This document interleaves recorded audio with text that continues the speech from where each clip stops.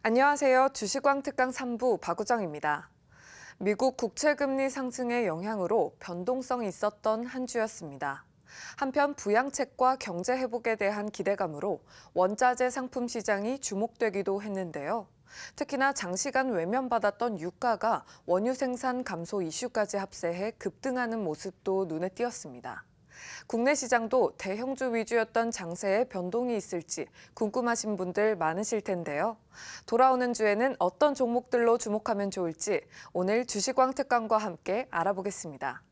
그럼 주식왕 특강 3부 김동엽 파트너의 강의 지금 시작합니다.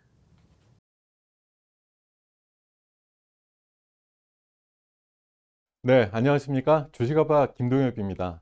오늘은 3월 시장에서 살아남기라는 주제로 시장 한수 여러분들과 함께하는 시간 갖도록 하겠습니다. 자, 2월 달 시장 보내시느라고 아주 노고가 많으셨죠? 2월 시장이 처음에 중순까지는 굉장히 좋은 모습을 보이다가 설 연휴 이후에 조정 모습을 보이는 상황이 나왔고요. 특히나 2월 마지막 주 같은 경우는 변동성이 확대되면서 큰 변동성이 굉장히 아찔하게 느껴지는 2월 달이 아니었나 생각이 듭니다. 자, 이 시간에 3월 시장에서 살아남기라는 주제로 2월 시장을 다시 한번 정리를 해보고요. 3월 시장에 나올 수 있는 시장의 상황들을 좀 예상을 해보고 3월 시장이 좀 엄중하다고 생각이 드는데요. 이 시장에서 살아남는 많은 방법들을 여러분들한테 제시해 드리는 그런 시간 갖도록 하겠습니다. 자, 우리가 주식 투자를 하면서 나는 좋은 주식을 사가지고 시장에서 그냥 편안하게 있다 보면 언젠가 장기 투자를 하다 보면 이렇게 평탄한 길을 거쳐서 시간만 지나면 목표에 도달할 수 있을 거야라는 이상을 가지고 투자를 하시게 되는 경우가 많은데 실제적으로 현실은 어떤가요? 예, 시작을 해서 평탄한 길을 갈 줄 알았더니 웅덩이가 있네요. 웅덩이가 하나 있고 또 숲길을 지나다 보니까 또 다른 웅덩이 두 번째가 또 나타나고 세 번째는 배를 타고 건너지 않으면 안 되는 깊은 웅덩이가 또 나타나고 바로 목표를 앞두고 아주 깊숙한 웅덩이가 뭐 네 번이나 나타나는 실제 투자에 있어서는 이런 굴곡과 뭐 산과 골이 깊은 그런 상황들이 많이 노출이 되죠. 그래서 증권 투자가 정말 어떻게 보면 세상에서 제일 쉽다라는 분들도 있지만 실제 해보시면 그 과정이 굉장히 순탄치 않고 원하는 수익을 올리는데 굉장한 장애물들을 많이 맞으시게 되는데 이번 2월 시장이 어떻게 보면 그런 한 달이 아니었나 생각을 해봅니다. 자, 2월 시장을 뭐 그래프로 한번 정리를 간단하게 해보겠는데요. 지난 1월 달 그 초순에 3266까지 오르는 그 지수가 나온 다음에 그 뒤에 약간의 그 고점이 낮아지는 하락 추세대를 1월 중순 이후에 지속적으로 보이고 있고요. 저점도 다시 낮아지는 그런 상황들이 좀 만들어지면서 2월 한 달만 뚝 끊어서 보면은 이 구간은 사실 어떻게 보면 굉장히 뭐 재미가 없다고 할까요? 지수로 봤을 때 코스피, 코스닥 전부 장중 최고로는 한 6%대 상승까지 나왔습니다만 결론적으로는 1% 정도 상승하고 하락하는 정도에서 마감이 되었으니까요. 1월 달, 특히 11월 달, 작년 11월 달 이후에 큰 상승이 있은 이후에 1월 중순 이후에는 조금 쉬어가는 장세가 2월 말까지 연출이 되었다라고 말씀을 드릴 수가 있겠네요. 자, 다시 한번 글로다가 정리를 해보면 방금 말씀드렸듯이 11월 초부터 아주 강한 랠리가 우리 시장 연결이 됐거든요. 외국인들이 불과 한 2주 만에 5조 원 이상의 순매수를 보이면서 11월 달 중순 이후에는 개인들의 매수세가 또 촉발이 되면서 굉장히 큰 상승이 나와가지고 11월과 1월 사이에 무려 1000포인트 상승장이 나왔거든요. 이런 장이 나온 이후에 1월 11일 정도의 고점을 기점으로 해가지고 그 뒤에는 저점, 고점이 낮아지는 그런 상황들이 좀 발생을 하고 있고요.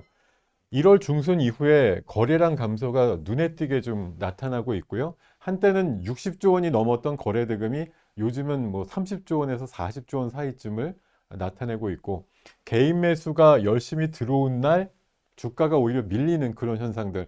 작년 3월 이후에 동학개미군들이 많이 들어오셔가지고 뭐 1년 사이에 거의 한 100조 원에 가까운 순매수가 있었는데, 1월 전까지는 굉장히 좋은 강세 에너지를 시장에 공급을 해줬습니다만, 1월 중순, 특히 1월 11일 날 3266을 찍고 밀리던 순간 이후에는 개인들이 사는 날은 시장이 빠지고, 오히려 어떻게 반대로 말씀드리면 시장이 오르는 날은 또 개인들이 팔고 있고, 그런 모습들이 연출이 되고 있습니다. 반도체 업황에 대한 기대감은 굉장히 크게 시장에 작용을 하고 있고, 비트코인도 설 연휴 지나서 뭐 한 20일 정도 무렵까지는 굉장히 강세였다가 또 너무 올랐다라는 그런 인식들, 그리고 비트코인의 상승을 촉발시켰던 앨런 머스크가 좀 비싼데 이렇게 얘기한 이후에는 시장에서 굉장히 약세를 보이면서 한때 5만 7천 불까지 갔던 비트코인 지금 현재 4만 8천 불대 정도에서 좀 주춤거리고 있는 상황이고요. 2월 하순의 시장을 조정으로 이끌었던 가장 큰 모멘텀은 미국 국채금리가 10년 만기물이 상승을 하면서 인플레이션 우려라는 화두를 시장에 던지면서 시장이 조정을 완연하게 보이는 모습이고, 특히 우리나라 쪽으로 봐서는 5월 초에 거의 시가총액의 70%를 차지하는 정도의 수량만큼의 주식들이 다시 한번 공매도가 재개되는 상황이다 보니까 한 2달 정도 뒤면 공매도가 실시되는데 시장을 어떻게 그 사이에 뭐 높게 올려봤자 별 의미가 없다라는 그런 인식에서 시장이 조금 주춤되는 그런 모습을 나타내고 있고요. 이런 시장이 조금 주춤되다 보니까 뭐 공매도를 통해서 변동성이 커지는 종목들이 미국이나 우리나라 시장에도 등장을 할 뿐만 아니라 암호화폐 관련주들, 뭐 최근에 이슈가 됐던 비트코인을 포함한 암호화폐, 가상화폐라든가 또 중앙은행 중심의 디지털 화폐 같은 그런 류들이 나오면서 본래 시장보다는 또 이런 자극적인 기타 시장 쪽이나 기타 재화나 서비스에 대한 관심이 더 커지다 보니까 시장의 에너지가 다른 쪽으로 분산되는 그런 효과들을 보여주고 있습니다. 자, 최근에 하락하고 있는 시장의 사유를 몇 가지 신문 기사의 제목으로 한번 설명을 드려보겠는데요.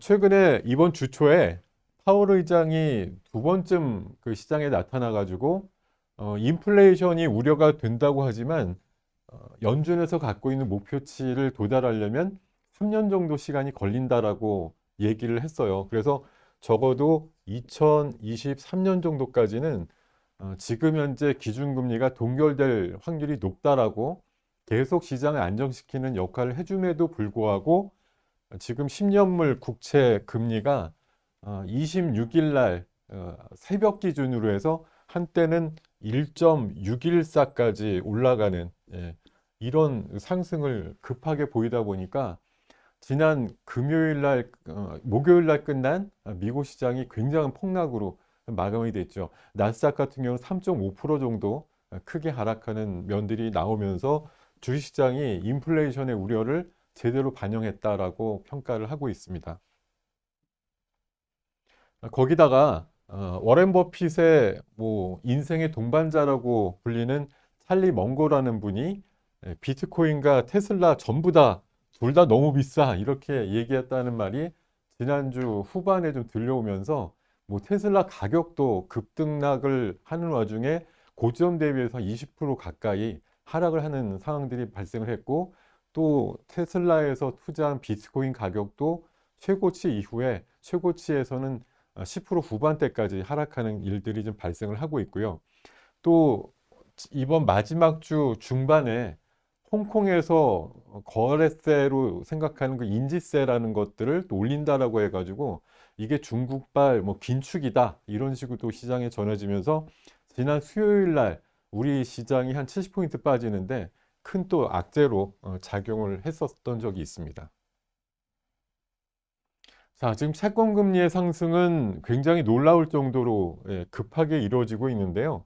연초, 올해 초만 하더라도 0.8% 정도 레벨에 있던 채권금리가 지금 거의 더블, 1.6% 정도까지 올라가는 상황이 되다 보니까 이 속도와 폭이 갑작스럽게 나오다 보니까 시장이 흔히 말하는 긴축적 발작이다라고 얘기를 해요. 그러니까 시장이 돈이 뭐 많이 흘러와서 유동성으로 만들어진 어떤 장세인데 금리가 올라가게 되면 중앙정부나 뭐 연준 쪽에서 돈을 회수하지 않겠느냐 이런 사항들이 나오면서 금리가 또 빨리 올라가는 그런 상황인데 기준금리가 생각보다 빨리 올라가는 일들이 발생하지 않을까 이런 우려들이 이번 2월 하순의 시장을 하락적으로 좀 지배하는 그런 역할을 했다고 말씀드릴 수가 있겠죠.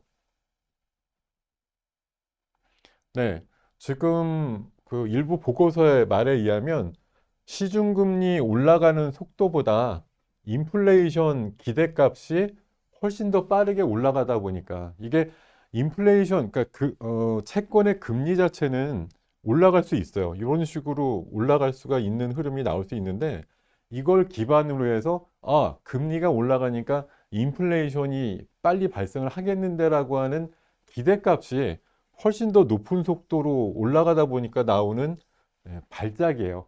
지금 시장을 정의를 드린다고 하면 평소에 보면 금리가 올라가는 것보다 기대 인플레이션 수치가 낮게 형성이 돼 있거든요.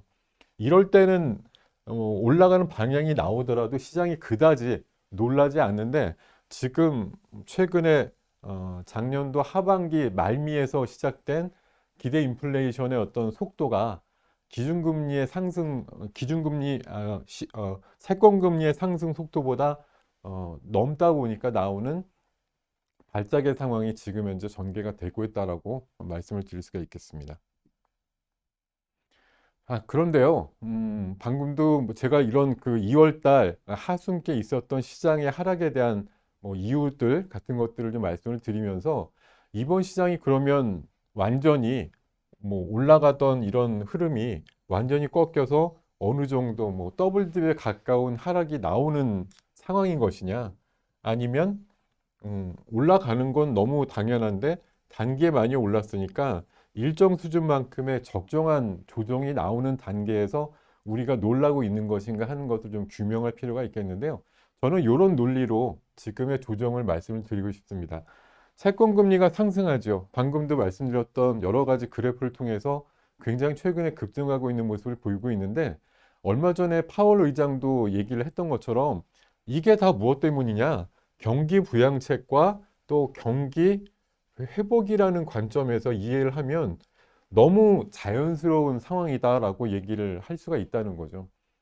경제가 좋아지고 경기 부양책을 통해서 돈이 시장에 좀 더 풀리게 되는 상황이 되는데 그런 상황에서 금리가 뭐 절대 움직이지도 않는다. 이런 것도 나올 수가 없는 상황이고요. 어느 정도의 금리 상승, 채권 금리의 상승 이런 부분은 분명히 용인이 될 부분이다라고 이해를 하시면 최근에 속도의 문제이지 뭐 제가 계속 뭐 다른 여러 군데 방향에서 말씀드리지만 경기 부양책이 실시될 걸로 예상되는 3월 중순 정도나 그 정도 시점 이후에는 이런 단기적으로 급등했던 채권 금리가 상당히 안정 구간으로 탈바꿈 될 거라고 생각이 들기도 하고요.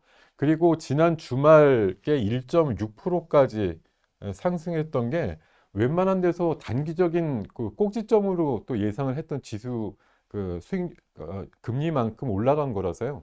그 뒤에는 또 주 후반에 한 1.5 정도 내외까지 조금 주춤되는 그런 면들을 보이고 있기 때문에 속도감 있게 1.6%를 터치한 이후에 시장 그 금리는 조금 안정세를 보일 가능성이 높지 않느냐 그런 관점에서 말씀드리겠고요. 자, 지금 공매도 재개가 우려되는 상황이죠. 5월 3일부로 코스피의 200 종목, 코스닥의 150 종목이 공매도가 재개가 되고 시중 뭐 시장에서 차지하는 비중이 한 70% 정도 되기 때문에 사실 거의 많은 종목들이 재개가 되는 것도 되는 거나 마찬가지지만 저는 적어도 4월 말까지는 지수가 견조할 거라고 오히려 소수 의견을 드리고 싶은데요.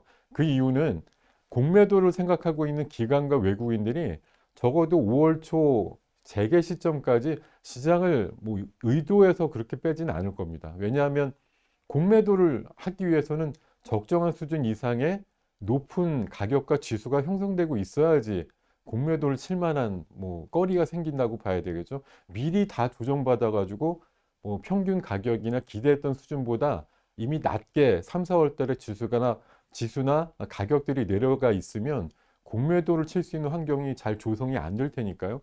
저는 일부러라도 기관과 외국인들은 속도 조절을 하면서 4월 말에서 5월 초까지의 지수를 현 지수 대비해서 그다지 낮게 형성시키지는 않을 거라는 생각을 하고 있고요. 최근에 예탁금이 연초에 74조 원까지 올랐다가 현재 한 60조 원 정도 내외까지 줄었다는 얘기 때문에 유동성 장세가 끝나고 있어 이렇게 얘기를 하시는데요. 딱 1년 전이었던 2020년도 3월 기준으로 보면 그때 예탁금이 한 22조 원 수준밖에 안 됐거든요.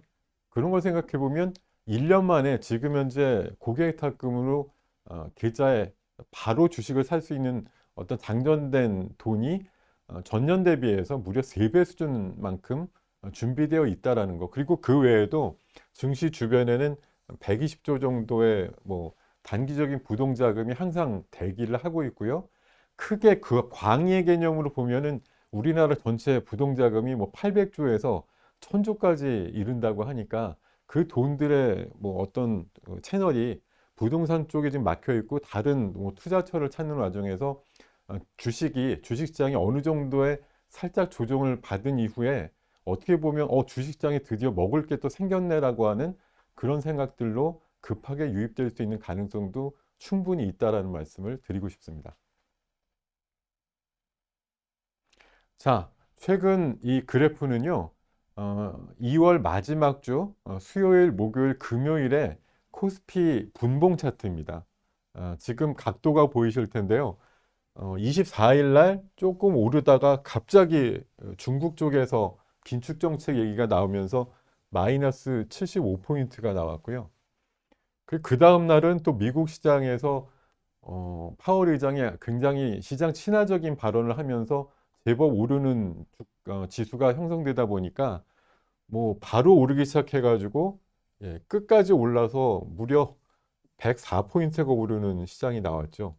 이따만 해도 시장 완전히 야 이제 살아나는구나 이런 생각들을 하셨을 텐데 2월 마지막 거래일에 어땠나요? 미국 시장이 그 전날 또 큰 폭의 조정 나오면서 아까 말씀드렸던 뭐그 국채 금리가 1.6%까지 올라가면서 나스닥 그 성장주들 막 그 우수수 떨어지다 보니까 나스닥이 마이너스 3.5%까지 밀리면서 우리나라 시장 바로 출발하자마자 거의 8, 90포인트 밀리고 장 막판에는 뭐 110포인트 정도까지 밀렸다가 마이너스 한 86 정도에서 마감되는 이런 급등락이에요. 이런 변동성 하루에 100포인트씩 오르고 내리는 시장이 3일 동안 월 말에 진행이 됐거든요. 그냥 보시더라도 아마 현기증이 나실 만한 그런 상황이 아닐까요? 이런 현기증 장세. 음. 자, 예, 굉장히 유명한 드라마에 나왔던 그 대사를 하나 따왔는데, 방금 보여드렸던 이런 100포인트쯤 올라오고 또 내리는 이런 장세, 현기증이 막그 느껴져서 아찔아찔하다 이런 장세. 여러분, 예, 이 시장 감당할 수 있으시겠습니까? 예, 여러분들 이런 시장에 충분히 잘 적응할 만큼 준비가 많이 돼 있으신가요? 예, 이런 장을 잘 파도를 타가지고 나는 오히려 굉장히 즐거워 이런 분들이 많으신가요? 아마 아닐 겁니다. 뭐 일부분은 이런 방금 전에 말씀드렸던 그런 변동성을 이용해 가지고 좋은 매매들을 하고 계신 분들이 뭐 일부 계시겠지만 대다수의 투자가님들은 사실 그렇지 못하죠. 이 장세가 너무 어지럽고 올라가도 내 거는 잘 안 가는 상황. 뭐 수요일과 목요일, 금요일까지의 장세를 보면은 수요일 빠질 때는 다 같이 빠졌다가 목요일 날 100포인트나 올랐지만 지수 대형주들과 일부 섹터들 중심으로 해서 치고 올라가는 모양의 전날 빠졌던 종목들 대부분은 별로 반등이 없는 상태에서 지수만 오르는 장세에서 끝났고요. 또 금요일 날 많이 빠질 때 거의 100포인트 빠질 때는 또 수요일과 마찬가지로 모든 종목들이 다 한꺼번에 빠져버리는 일이 나오다 보니까 대형주들 일부는 뭐 생각보다 많이 안 빠지고 3일간의 변동성을 견뎠지만 중소형주들 대부분은 뭐 수요일 아침 대비해서 최소한 10%에서 15%까지 단숨에 빠져버리는 그런 일들이 발생한 종목들이 굉장히 많거든요. 그러니까 시장이 뭐 변동성을 가지게 되면 아무래도 그 변동성에 취약한 그런 종목군들은 크게 상처를 입는다라는 걸 이번 시장에서도 한번 느끼게 된 것이고요. 이런 시장에서 무리하게 내 포지션을 그냥 유지하는 것만이 정답은 아니라고 생각이 들기 때문에 이런 장세에서 대처하기 위한 여러 가지 방법들을 이제부터 강구를 좀 해봐야 되겠습니다. 제가 1월 중하순 정도부터 뭐 무료 특강이라든가 공방 상황을 통해 가지고 굉장히 여러 번 일종의 뭐 알람이라든가 경고의 말씀을 좀 드렸던 것 같아요. 1월 뭐 초순부터 1월 20일 바이든 취임식 전후까지만 시장을 충분히 즐기고 그 뒤에는 조심해야 돼 이런 말씀 굉장히 많이 드렸었습니다. 그리고 1월 딱 한 달 전이었던 1월 마지막 거래일 날 공방 상황에서 그때 지수가 맨 처음에 한 30포인트 오르면서 출발했거든요. 그래서 많은 분들이 뭘 사야 되냐고 물어봤을 때 사시지 말고 팔라고 말씀드렸거든요. 그래서 그날 제가 추천 종목 하나도 안 내놓고 공방을 진행했었는데 결국 어떻게 됐나요? 플러스 30포인트 나던 지수가 후장 들어가지고 마이너스 90포인트로 끝났습니다. 예. 이렇게 끝났어요. 1월 마지막 날도 마치 2월 마지막 날과 유사한 정도의 어떤 큰 하락을 보이면서 끝난 기억이 있고요. 지난주쯤 했던 또 공방에서도 지수가 오히려 그때는 초반에 마이너스 한 40포인트대까지 밀렸었죠. 그때 또 어떻게 하면 좋으냐고들 저한테 물어보셔가지고 제가 그때는 그랬습니다. 야, 이거 장세 이렇게 밀릴 장세 아닌데 보시고 계시면 팔아야 되나 이렇게 불안하고 그러시니까 모니터 끄시고 PC 끄시고 나가서 산책하시고 장 끝나고 오셔가지고 한번 다시 열어보세요 이랬는데 이날 어떻게 끝났나요? 종가는 플러스 20포인트로 끝났거든요. 예. 그래서 지금 최근에 급등락 상황이 여러분들이 보고만 있으면 견물생심이라고 야 너무 불안하다 이런 뭐 가슴이 콩닥콩닥하는 그런 상황들이 많이 발생을 해요. 오르는 날도 그 다음 날이면 또 빠질 것 같은데 하는 불안감이 엄습하기도 하고 장중에 잠깐 오르는 것 같아도 후장에 다시 밀릴 것 같은데 이런 기분들이 막 드는 여러분들이 그냥 감각적으로 생각하셔도 굉장히 변동성 크면서 힘든 장이다 이런 생각들을 많이 하고 계시거든요. 제가 2월 달 정도 이후에 시장은 조정 가능성이 단기적으로 충분히 있는 시장이라는 거 이미 연말과 연초 이후에 여러 번 말씀드린 바가 있고 그 몇 가지 사유를 보면 공매도 임박 사유도 있고요. 또 지수가 11월 달, 작년 11월 달 이후에 1000포인트나 오르면서 상승에 따른 피로감이 나타날 상황이 됐다라는 거. 그리고 지난 금요일부터 우리나라도 이제 백신을 드디어 맞게 되면서 뭐 긍정적인 효과가 나올 거라고 봅니다만 그 맞기 전까지 여러 가지 과정들이 순탄치 않았기 때문에 불안정성 그리고 약간의 부작용 같은 것들이 또 과대 뭐 홍보가 되면서 나오는 시장의 불안감 같은 것들도 일부 대두가 될 수 있다라고 말씀드리면서 2월 달 장세에 대해서 굉장히 보수적인 관점을 가지시라고 말씀을 드린 바가 있거든요. 자, 하여튼 최근 특히나 2월 마지막 주 수요일과 목요일, 금요일까지 3일간의 시장은 정말 일반적인 우리 순수한 뭐 주린이급의 투자자분들이 감당할 수 있는 그런 변동성의 시장은 아니었다라는 평가를 하는데요. 제가 수요일 날 방금 아까 분봉 차트로 말씀드릴 때 이게 75포인트 빠지던 날인데 이날 제가 뭐 많은 분들이 물어보시는 상황에서 스테이 해라 빠지는데 뭐 이유도 모르겠고 그게 만약 중국의 긴축 이슈라고 나중에 좀 밝혀지긴 했습니다만 와, 그 정도 가지고 시장이 그렇게 빠질 건 아니다라고 봤기 때문에 그냥 일단 보유하고 넘어가자라고 말씀을 드렸었어요. 그리고 목요일 날 급등장이 나왔죠. 100포인트 오르는 장이 나왔을 때 저는 계좌에 최소한의 30에서 50까지 현금화를 시켜라. 이거 장이 변동성만 커지는 시장이지 하루하루 오르고 내리는 등락이 굉장히 큰 시장이다라는 판단이 들어가지고 과감하게 시초가 이후에 현금화를 시키는 것들을 유도를 좀 드렸었습니다. 아마 그날 자체는 지수가 끝까지 계속 올랐기 때문에 아, 괜히 좀 일찍 팔았는데 많이 팔았는데 그런 말씀을 생각하시는 분들도 분명히 제 얘기를 들으신 분 중에 있으실 텐데요.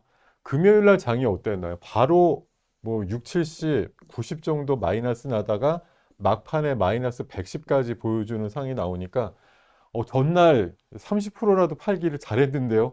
이렇게 또 반응들이 나오시면서. 근데 제가 금요일 날 많이 빠질 때 마이너스 100 정도쯤 빠진 뒤에는 사실 시장이 조금 반등을 하고 꼬리를 좀 들어주면서 끝날 거라고 생각이 들어서 너무 많이 빠졌을 때는 조금씩 일부라도 현금을 조금 투여해서 일부 저점 매수를 해보자라는 말씀도 좀 드리면서 마감을 했던 걸로 기억이 나는데요.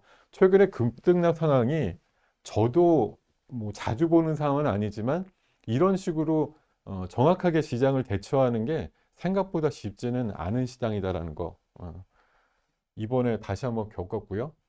지금 시장의 조정이라고 하는 말씀을 드리는 거는 시장이 지금 고점을 낮추면서 지수가 형성이 되고 있는데 두 가지 관점이에요. 이런 그 평행선의 고점과 저점을 잇는 상황에서 등락이 오가는 상황이 연출이 되든지 아니면 오늘 지수도 지난 금요일 날 지수도 장중에 3천을 살짝 깼다가 다시 막판에 만회가 되는 모습이 나왔는데요.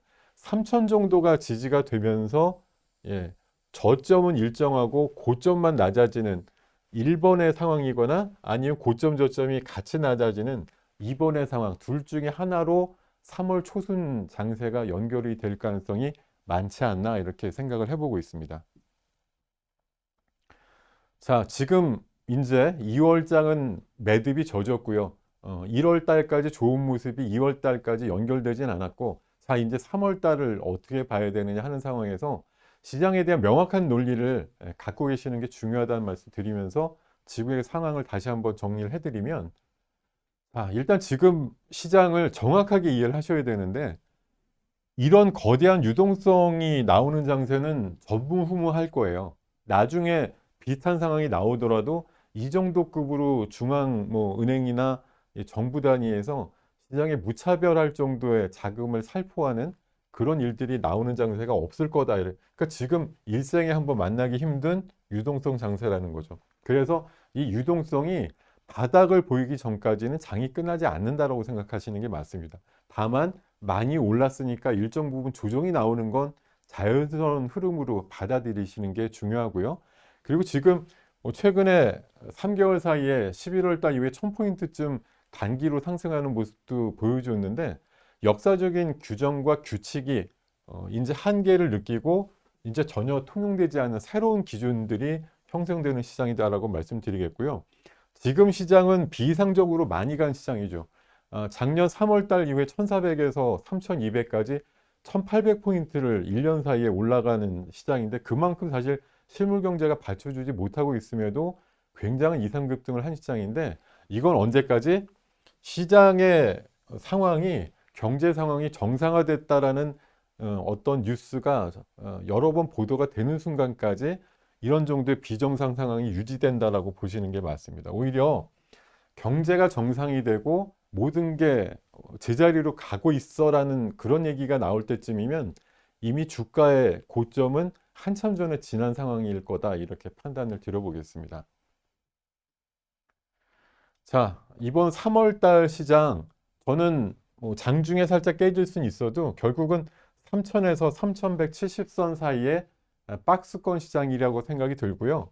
추세적인 하락이 아니라 많이 올랐으니까 내려오는 과정에서 겪는 일부의 노이즈가 포함된 긴축적인 발작 장세다 이렇게 표현을 드리겠고요. 3월에 이어서 4월 정도 중하순까지도 지금 정도의 지수 때 박스권 장세가 만들어질 것이고 만약 아까 말씀드렸던 시나리오 1, 2 중에 두 번째에 해당되는 조금 고점과 저점이 같이 낮아지는 장세가 되었을 땐 최악의 경우 2900선 정도까지 순간적으로 밀릴 수 있는 장세까지 한번 염두에 두는 전략이 맞지 않을까 생각을 해보고요. 자, 지금 돈의 성격에 맞게 3월 시장에 좀 대응을 해주셨으면 좋겠는데요. 여러분들이 투자하시는 자금의 성격이 아마 제각기 다 다르실 거예요. 어떤 분들은 뭐 한두 달, 세네 달 정도의 단기 자금용 가지고서 매일매일 매달 무엇을 상환하거나 이런 용도에 있는 급한 돈들을 가지고 투자하시는 분들도 분명히 계실 거고요. 그렇지 않고 나는 뭐 3년에서 5년 정도 충분히 그냥 사가지고 묻어둘란다. 이런 식으로 투자하시는 분도 분명히 있을 거거든요. 자금의 성격에 따라서는 전 이번 3월 달, 4월 달 대처하시는 기준이 좀 다르셔야 된다고 생각이 드는데요.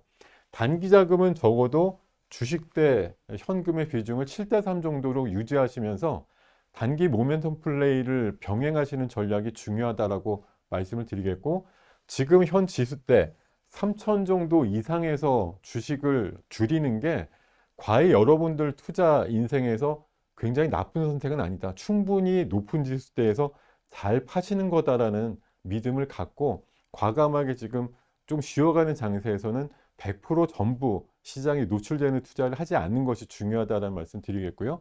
다만 3년에서 5년 정도의 장기 자금용 자금이라고 하시면 이거는 뭐 시장이 이렇게 쭉 올라가다가 뭐 내려 꽂든 아니면 다시 원위치만큼 올라오든 전혀 상관없이 마치 월 불입식 펀드에 드신 것처럼 자금을 분할하셔 가지고 조정시마다 너무 기분 좋다라는 생각으로 계속 그냥 매수하시는, 파는 거에 대해서 생각하실 필요가 없는 자금이잖아요. 언제 팔까 이런 거 고민하실 이유가 없는 자금의 성격은 나오는 조정을 반갑게 여기시고 조정시마다 매수하시는 전략이 매우 중요하다라고 말씀을 드리겠습니다. 자, 3월 시장의 종합 대응을 다시 한번 요약을 해보면 3,100 정도 기준으로 봤을 때 얼마 전에 골드만삭스에서 연말까지 3,700 간다라고 얘기를 했습니다만 그 연말까지 가봐야지 아는 거고요. 지금 현재 2월 달에서 4월 정도까지의 시장 흐름을 봤을 때는 위쪽으로 많이 열려 있는 장세는 아니라고 판단됩니다. 3,100 기준으로 잘 올라도 100여 포인트, 근데 아래쪽으로는 충분히 또 내려갈 수 있는 어떤 또 위험 요인들이 충분히 있다는 거죠. 그래서 위쪽으로 많이 열리지 않은 시장이다라는 거 꼭 기억을 하시고요. 최근에 2월 하순에 나타났던 여러 가지 되치기 현상들, 올라가는 날, 그 다음날 더 올라갈 것 같은데 그래서 정리 안 했는데 그 다음날 바로 하락하고 시작하는 그런 장을 수없이 목격을 하셨을 텐데요. 언제든지 되치기가 가능한 시장이다라는 거 잊지 마시고요. 그리고 3,200을 두 번쯤 뚫으려고 했다가 밀리고 해서 1월달, 2월달 고점이 좀 만들어졌는데, 그렇기 때문에 지금 사람들은 오르면 팔 사람 많습니다. 3,200까지 누가 올려주기만 하면 야, 냉큼 나와야지 이렇게 준비하시는 분들 많고요. 특히나 기관들이나 외국인들, 제가 요새 우리 회원분들께 늘 주장하는 게 있는데 강조를 드리는 게 있습니다. 기관과 외국인의 순매수 믿지 마세요. 기관과 외국인은 2조를 팔기 위해서 2조 원치의 주식을 팔기 위해서 1조 원을 사는 애들이다. 이런 말씀을 제가 자주 드립니다. 지난 목요일과 금요일 사이에도 그렇죠. 목요일 날 기관과 외국인이 각각 1조 원의 매수를 하면서 이쪽에서 웬일로 이렇게 매수가 많이 들어오나 그랬는데 그 다음날 장 빠지는 금요일장에서 어땠나요? 외국인과 기관이 목요일날 샀던 거에 거의 2배 정도 수치만큼을 팔았거든요. 심지어 지수가 더 빠지는데도 말씀이죠. 얘네들은 뭐 수익의 차원을 둘째로 치고 지금 있는 비중을 어떻게든 줄이려고 노력을 하기 때문에 하루 정도 사자가 들어와도 연속성이 없는 매매를 계속 하고 있다는 거 꼭 염두에 두시고 너무 신뢰하시지 않는 상황을 좀 연결을 하는 게 좋을 것 같고요. 3월 시장 조금 덜 위험하게 가자. 조금 더 덜 먹으면서 100%내 현금을 전부 다 주식으로 사가지고 100% 주식으로 산 거에서 모든 수익을 얻어내야지 이렇게 생각지 마시고요. 조금 덜어내고 비워놓고 투자를 하시면 좋겠다는 말씀 드리고, 짧게 치고 빠지는 매매에 좀 익숙하실 필요가 있어요. 그래서 현금을 30%에서 과감하게 한 4, 50% 정도까지 늘려놓고 계시다가 지난 금요일 같은 급락장에서 개인분들 거의 한 3조 원대 후반에 매수가 들어왔었는데 아마 모르긴 몰라도 3월 초에 열리는 시장에서 충분히 또 반등 시에 물량을 줄이실 수 있는 그런 좋은 투자를 하지 않았을까 생각이 들고, 요즘에는 개인분들이 굉장히 지혜롭게 매매를 잘하신다 이런 생각을 2월 마지막 날 장의 수급에서도 한번 다시 느끼면서 마감을 했던 것 같습니다. 지금 3월 시장은 시장이 많이 올라가면 뭐 무엇이든 사가지고 편한 시장이 되겠지만, 지금은 그런 시장이 아니거든요. 지수는 3,000포인트 이상의 고공권이죠.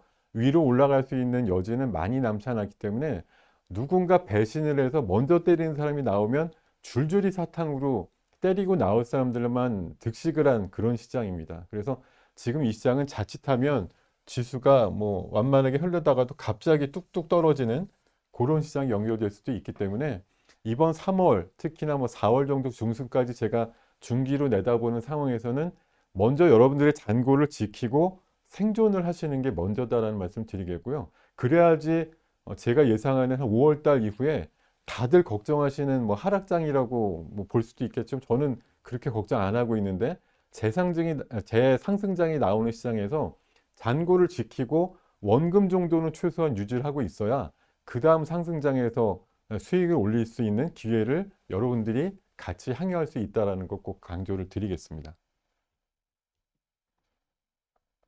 그런데 그러면 3월 달 비중도 줄이라고 했다. 뭐 보수적으로 하라 그랬다. 그럼 가만히 있어야 되느냐? 네, 원래 가만히 계시는 게 제일 좋죠.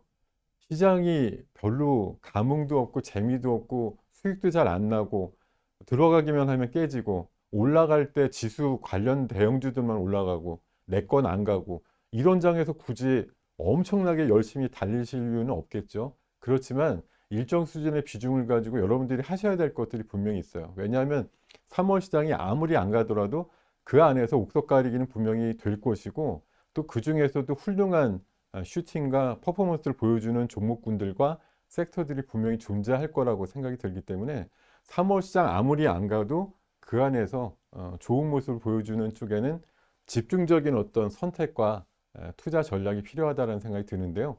그 중에 하나로 여러분들께 소개를 드리고 싶은 거는, 지금은 누가 뭐라 그래도 증시의 가장 큰 화두는 쇼티지, 공급 부족이라는 단어가 제일 많이 통용이 되고 있다는 걸 느끼실 수 있을 건데요. 최근 어떤 신문의 기사로도 지금 증시는 빅 쇼티지가 지배하는 사회다, 이렇게 정의를 한 기사 제목도 있었거든요. 3월 투자 아이디어는 여기에서 얻으시면 좋을 것 같은데요. 쇼티지라는 게 뭔가요? 자, 흔히 말해서 뭐 수요와 공급이라고 하는 아주 기본적인 양측이 있어요. 그래서 이 선들이 만나고 나면 여기에서 교집합을 이루는 선에서 가격이라고 하는 것들이 결정이 되죠. 근데 지금 공급 사이드 쪽에서 얼마 전에 뭐 반도체를 중심으로 그런 얘기도 굉장히 많이 나왔습니다만, 공급이 부족해져요. 그런 선이 이쪽에 있다가 이쪽으로, 왼쪽으로 계속 이전이 되니까, 이런 상황이 되면 여기 교집합선이 자꾸 좌상향하는 선이 되면서 가격이 올라가게 되는 거죠. 최근에 뭐 디램 가격 올라가고 뭐 낸드 플래시 가격들도 올라가고 파운드리 관련된 그런 가격들도 단가가 계속 인상되는 것들 뉴스에서 많이 보실 텐데, 공급 쪽이 부족해지는 상황이고 상대적으로 수요가 충분히 많이 있다 보니까 시장에서 나오는 현상은 가격이 올라가는 현상이 된다. 그러니까 가격이 올라가니까 공급 쪽에 풀가동을 하기만 하면 난 무조건 돈을 많이 번다, 이런 상황들이 연결이 되니까 지금 공급 사이드 쪽에 있는 회사들이 그야말로 실적상으로 녹아나는 상황이 된다라고 볼 수가 있겠는데요. 지금 2월 말과 3월 달, 4월 달까지의 어떤 약간의 시장의 주춤거림과 약간의 조정 과정을 통해 가지고, 이제는 유동성 장세라고 하는 큰 돈의 지배받던 시장에서 이런 쇼티지 기업들 중심으로 해서 실적이 제대로 나오는 기업들 중심으로 실적 장세가 만들어질 가능성이 높다는 차원에서, 이런 쇼티지에 해당되는 업종과 종목들에 좀 집중을 하시는 전략이 3월, 4월에 굉장히 유효할 거다, 이렇게 말씀을 드리겠습니다. 자, 지금 보면은 그 코로나19 이후에요. 글로벌 가처분 소득이 굉장히 늘었다라는 얘기를 하거든요. 이런 식으로 급하게 느는 커브를 좀 보실 텐데요. 이게 뭐냐 하면 정부 같은 데서 이제 나라 돈으로 뭐 재난지원금이다 이래가지고 뭐 미국도 어마무시한 경기부양책을 몇 차례나 하고 있고 우리나라도 뭐 3번, 4번 정도의 재난지원금도 뭐 지급이 되고 있는 상황인데 이걸 지금 받거나 아니면 기존에 일을 하시면서 얻게 된 그런 소득분들이 쓸 데가 없는 거예요. 예. 지금 코로나 세상이 된 다음에 마음대로 쓸 수 있는 상황들이 연결이 안 되다 보니까 돈이 많이 남는 거예요, 돈이. 예. 소득이 많아지고 돈은 많이 보유하게 된 그런 상황들이 발생을 한 거죠. 근데 신경제라고 하는 온라인 중심의 언택트 사회로 가면서 국영제 설비가 급감을 한 거예요. 별로 투자를 안 한 거죠. 그러다 보니까 이제 소득은 많아가지고 소비는 늘어나려고 하는데 미리 준비되어 있는 설비 투자가 감소를 하다 보니까 이 늘어나는 소비를 감당할 수 없는 지경이 지금 작년도 하반기 이후에 여러 가지 섹터에서 발생을 하고 있는 거거든요.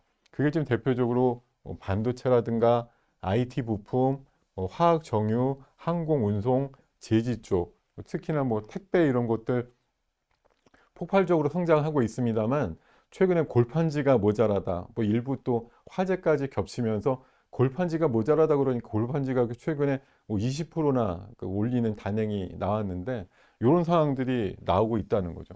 그래서 제가 다시 한번 취합을 해볼 때 굉장히 많은 섹터들이 존재합니다만 시장에서 주도 역할을 할 수 있는 섹터들을 크게 한 네 가지 이렇게 좀 정리를 해봤는데 말씀을 좀 드려보면 반도체가 가장 크기도 하고 오래 갈 수 있는 쇼티지 상황이 될 거다라고 전망을 합니다. 왜냐하면 특히나 파운드리라든가 시스템 반도체, 뭐 차량용 반도체 쪽은 정말 심각한 지경인데 웬만한 그 자동차 제조회사들이 전부 다 가동을 멈출 정도로 심각한 지경이에요. 우리나라 현대차 같은 경우도 나름대로 좀 여유가 있다라고 최근까지 보도가 되었는데 지금 그 수요를 맞추지 못해가지고 공급이 딸리다 보니까 우리나라 같은 경우도 이제 쇼티지의 상황이 직면하는 상황이다 이렇게 얘기를 하고 있거든요.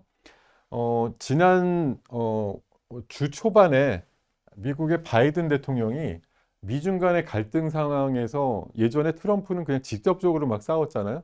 근데 바이든은 동맹을 통해 가지고서 연합군을 만들어서 같이 싸우려는 그런 전략을 하다 보니까 지금 반도체라든가 배터리, 뭐 히토류, 의약품이라고 하는 네 가지 주요 물품에 대해서 공급망을 검토하는 행정명령을 내렸거든요. 그러니까 중국 쪽에서 조달받거나 이런 것들을 과감하게 줄이거나 끊겠다는 그런 지금 전략을 내세우고 있는 거거든요. 그러다 보니까 우리나라나 일본, 뭐 대만, 호주 쪽의 동맹을 이용해서 그쪽에서 이제 공급선을 찾다 보니까 그런 쪽에서 우리나라 배터리 업체들이나 반도체, 뭐 DRAM이나 파운드리 업체 쪽에 수요가 늘어날 수 있는 부분들이 굉장히 기회 요인이다 이렇게 얘기를 하고 있습니다.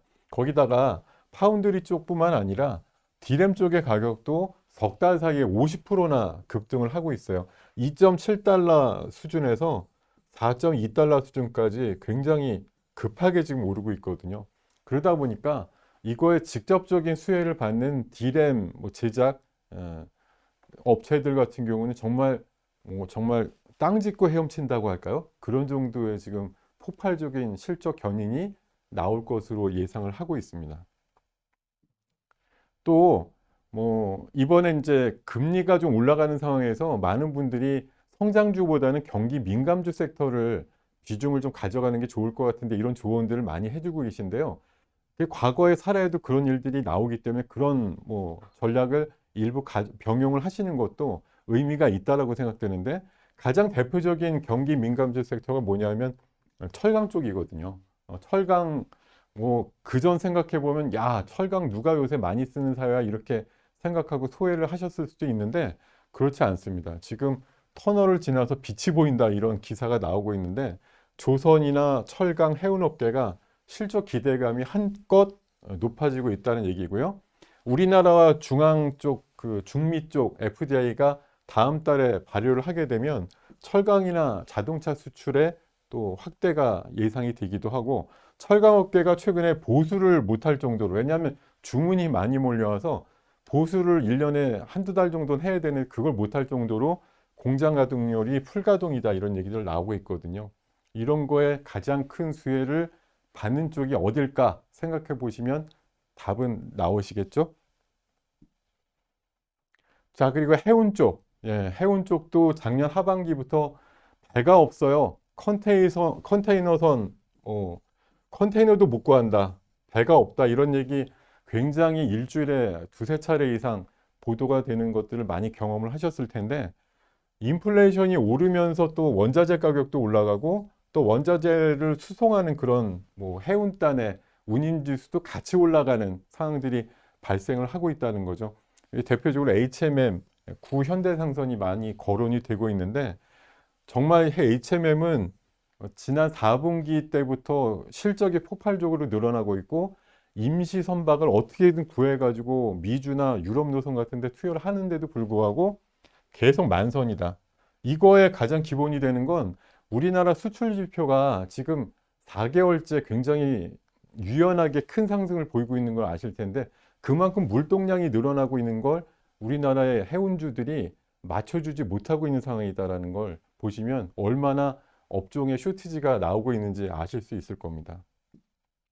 자, 그리고 식량 문제 엄청나게 중요한데, 예, 식량이 최근에 곡물 관련된 국제지수가 8개월째 오르고 있다는 얘기 아마 많이 듣고 계실 텐데요. 최근에 이렇기 때문에 얼마 전에 뭐 라면 회사라든가 이런 데서도 예, 가격을 인상하는 일들이 발생을 했는데, 가격 뭐 얼마 전에 그 계란 가격도 뭐한 판에 5천 원에서 지금 막 8천 원대까지 예, 올라가고 있다는 얘기들 나오고 있고, 뭐 중앙 아메리카 같은 데서 식량난이 급증하고 있다는 얘기들 나오고 있기 때문에 이상기후로 밀이라든가 쌀 농사가 잘 안 되고 있다라는 거, 이런 현상들이 또 일으키는 현상들. 그래서 아마 올해 하반기 정도 되면 식량 위기와 관련된 강력한 테마군들이 좀 형성될 가능성이 높으니까요. 뭐 비료라든가 사료를 포함해서 종묘 회사들이나 또 일부 식량과 관련된 그 밸류체인을 갖고 있는 회사들이 있습니다. 그런 것들에 대한 관심과 체크가 늘 필요하다는 말씀 드리겠고요. 쇼티지와는 좀 상관이 없지만 3월 달이기 때문에 주목을 하셔야 되는 이슈가 중국의 양회예요. 3월 4일부터 실시가 되는 중국 쪽의 가장 큰 정치 행사인데요. 요것들 이후에 뭐 이번에 우리나라 코로나 이슈가 조금 잦아들거나 이렇게 되면 상반기 중 3월 이후에 상반기 중에 시진핑의 방한 일정도 어떻게 보면 잡힐 수도 있다는 생각이 들고, 최근에 일부 한알령 해제와 비슷한 게임 쪽에 판호가 발급된다든가 이런 현상들, 그리고 양해 이후에 결정되겠지만 미국의 최근 경기 부양책의 2배 정도 되는 예, 4천조 원 이상의 부양책이 추진된다고 하니까요. GDP의 40% 규모라고 하는데, 이거가 만약 추진이 된다고 하면 지난 그 2월 마지막에 나왔던 뭐 중국의 금리 인상 문제는 저는 눈 녹듯이 사라질 수밖에 없다. 경기 부양책 4천조를 하는데 금리 인상을 하는 경우가 어디 있겠어요. 금리 인상에 대한 것들은 기우다 이렇게 평가를 드려야 되겠죠. 이렇게 한 네다섯 가지쯤 되는 3월 시장의 투자 아이디어를 기반으로 해서 지금 여러 가지 섹터들이 있습니다만 가장 유망하다라고 생각되는 종목 한 가지만 예, 맛보기로 말씀을 좀 드려보겠습니다. 방금 해운 쪽에서 가장 탑픽이라고 볼 수 있는 현대상선 HMM이라는 종목인데, 제가 지난 수요일 날 나와서 밤방에서 말씀드릴 때 가격이 17,000원이었는데 마지막 날 종가가 19,000원으로 아마 끝났을 거예요. 예. 그 사이에 한 이틀 사이에 시장은 큰 노출이 있었지만 그럼에도 불구하고 굉장히 견조한 상승을 보였는데, 4개월 연속 수출 지표 양호하다라는 게 해운주의 가장 큰 뭐 강점이라고 볼 수 있겠고, 4분기 실적 매출과 영업이익이 엄청나게 늘어났고요.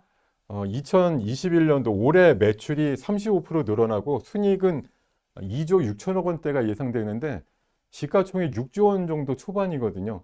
PER 단으로 계산해 보면 2.5배밖에 안 될 정도로 최근에 10,000원 정도에서 한 19,000원까지 거의 한 더블 비슷한 시세가 나왔지만, 그럼에도 불구하고 폭발적인 실적 성장세를 기반으로 생각을 해보면 아직까지도 싼 주식이고, 최근에도 기관과 외국인 중심의 수급은 굉장히 양호하다라고 말씀드릴 수가 있겠습니다. 그래서 저는 단기적으로 25,000원 정도의 목표가와 손절가 한 14,900원 정도로 대응하시는 전략에 합당한 3월 유망주로 하나를 좀 꼽아 드리겠습니다.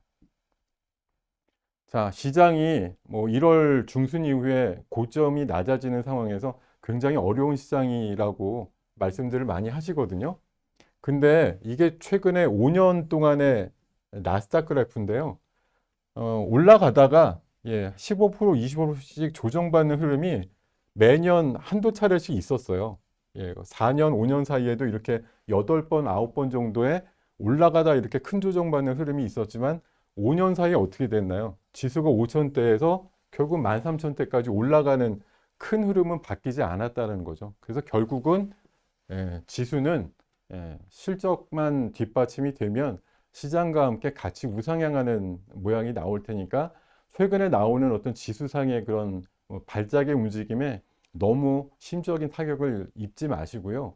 어차피 시장은 결국은 올라간다라고 하는 긍정적인 마인드로 접근을 하시는 기본적인 전제를 갖고 투자에 임하시면 늘 언제나 좋은 결과가 나올 수 있을 거라고 자신 있게 말씀드리겠습니다.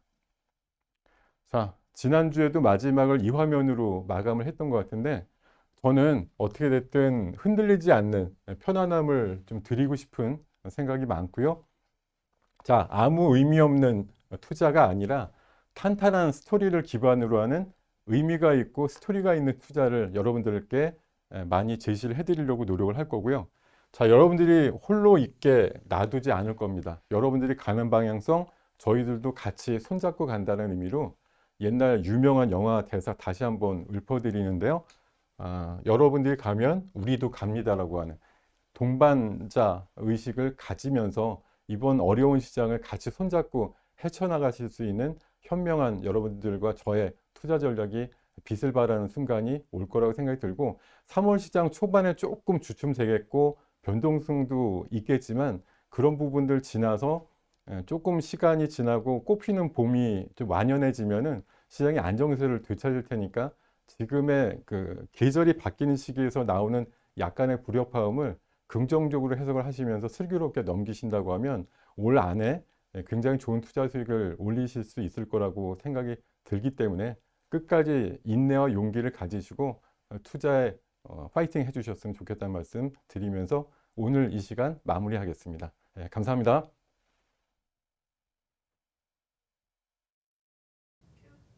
강의 잘 들으셨나요? 혹시 방송이 짧아서 아쉬우신 분들을 위해 온라인 무료 특강을 준비했습니다. 무료 특강은 와우넷 홈페이지에서 참여 가능하니까요.